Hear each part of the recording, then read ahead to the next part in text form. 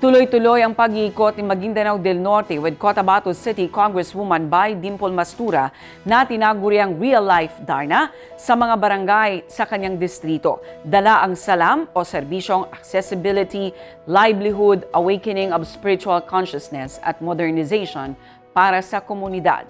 Ang kwentong serbisyo publiko mula kay Naphtali Velarde.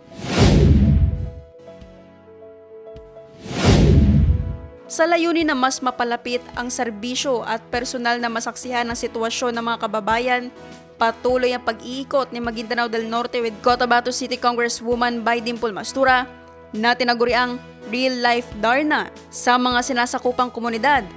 Naghandog ng libreng gupit, medical assistance, legal consultation, feeding program, sapatos para sa mga bata at marami pang iba. Sa ilalim ng salam, serbisyo, accessibility, livelihood, awakening of spiritual consciousness, at modernization, kung saan nabibigyan ng tulong at serbisyo ang mga kababayan sa probinsya at Cotabato City. Ayon sa opisyal, ito ay hindi lang pangako, kundi tunay na pagkilos para sa taong bayan. Naphtali Velarde, iMinds, Philippines.